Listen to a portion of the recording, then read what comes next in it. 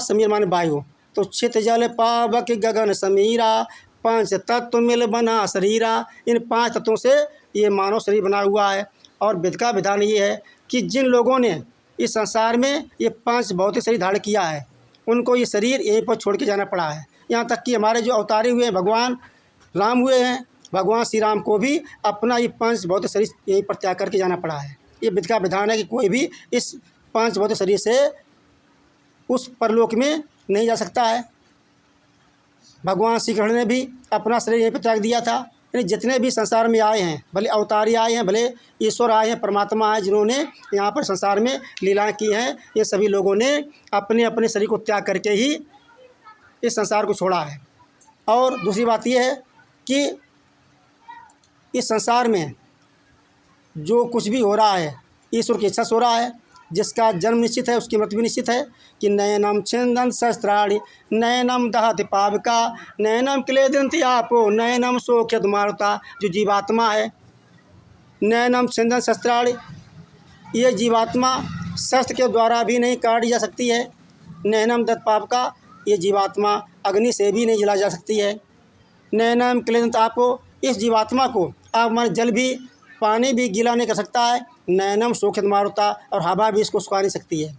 ये जीवात्मा, इस पर किसी का प्रभाव नहीं पड़ता है, ना तो जल का प्रभाव पड़ता है, ना अग्नि का प्रभाव पड़ता है, ना किसी अर्थ सत्य का प्रभाव पड़ता है। ऐसी जीवात्मा है। क्योंकि ईश्वर अंश जीव अविनाशी चेतन अमल सह सुखराशि। ईश्वर अंश ये परमात्मा का अंश है।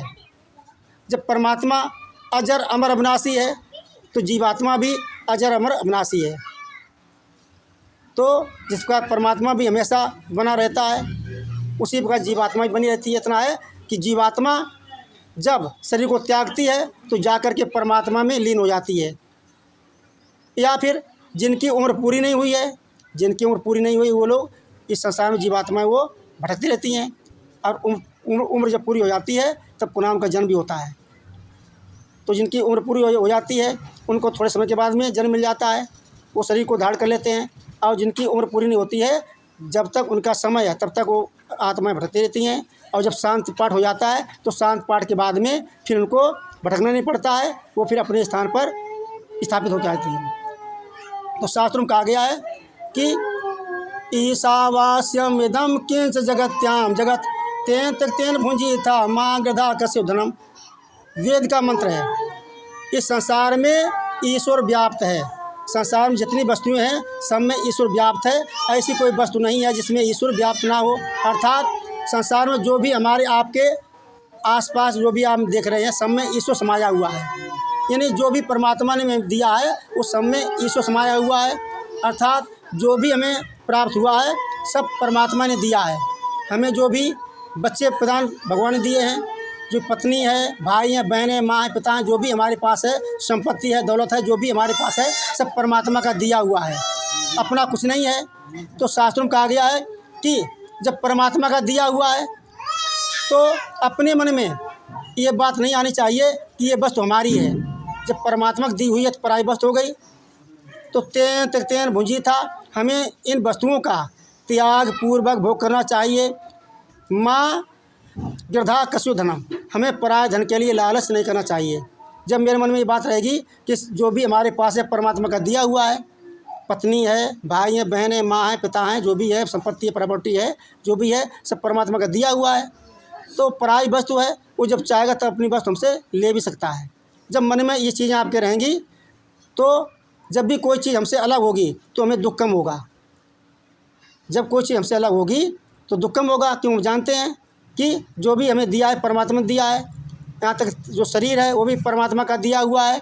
बल, बुद्धि, धन, संपत्ति जो भी है सब परमात्मा का दिया हुआ है। और परमात्मा जब भी चाहेगा तो हमसे वापस ले सकता है। जब मेरे मन में ये भावना रहेगी, ये भावना कहलाती है वैराग्य। ये भावना कहलाती है वैराग्य। और ये भावना कब प्राप्त होगी? जब हम सत्संग करेंगे या कहीं कथा भागवतों में सुनने जाएंगे। तो हमें जब भी हम गृहस्थी में रहें तो गृहस्थी का पालन करते हुए मन में ये बात रहनी चाहिए कि परमात्मा ने जो शरीर दिया है, जब भी सुबह उठें तो मन में इस बात को ध्यान में लाएं कि जो परमात्मा शरीर दिया है, ये परमात्मा शरीर हमारा कभी भी हमसे ले सकता है। कोई वस्तु दी है हमसे कभी छीन सकता है। तो जब ये मन में विचार होगी, भावना होगी आपके, तो कोई चीज़ हमसे अलग होगी तो हमें उसका दुख नहीं होगा। तो इसलिए शास्त्रों में कहा गया है कि जो भी संसार में हमारे पास है परमात्मा को दिया हुआ है, और विधि के विधान के अनुसार जिसका समय पूरा हो जाता है उसको इस संसार से जाना पड़ता है। क्योंकि परमात्मा ने कर्म के अनुसार हमारी आपकी आयु निर्धारित की है। जो भी हमें मिला है कर्म के अनुसार मिला। हमने अच्छे कर्म किए हैं तो हमें अच्छी चीज़ें मिल गई। अगर हमने कुछ कर्म में कुछ हमारी कमी रह गई है तो हमें कुछ कम चीज़ें मिली हैं। तो जो भी खेल है सब कर्मों का खेल है। यहाँ तक कि जो कर्मों का जो फल है वो सबको भोगना पड़ा है।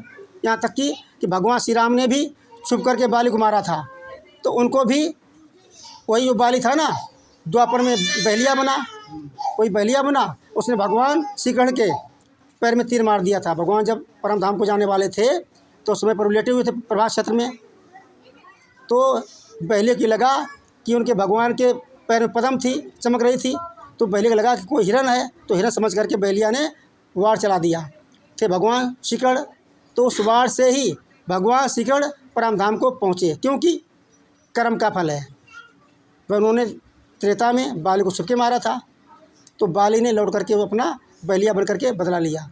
तो कर्म का फल सबको भोगना पड़ता है। अगर किसी ने आपके साथ गलत किया है तो उसका फल उसको मिलेगा, अगर आपने किसी के साथ किया है तो आपको भी मिलेगा। तो संसार में जो भी है सब कर्म का ही फल है। जो भी जैसा हो रहा है संसार में घट रहा है, हमें अगर सुख मिल रहा है तो सुख मिलने का कारण ये है कि हमने अच्छे कर्म किए हैं। अगर मुझे दुख मिल रहा है तो हमने कोई गलत कर्म हमसे हो गए, कोई अपराध हमसे बन गया, कोई अपराध बन गया, उसके परिणामस्वरूप मुझे दुख भोगना पड़ रहा है। तो इसलिए जो भी हो रहा है संसार में परमात्मा की इच्छा समझिए कि जो भी हो रहा है परमात्मा की इच्छा से हो रहा है, इसलिए हमें शोक नहीं करना है। भगवान से हमें प्रार्थना करनी है कि प्रभु जो हमारा दुख है वो कम हो जाए और किसी न किसी प्रकार से हमारा जो जीवन है ठीक से बीते, सुख शांति से बीते। तो इस प्रकार भगवान ने पांडवों को गीता का ज्ञान दिया कि पांडवों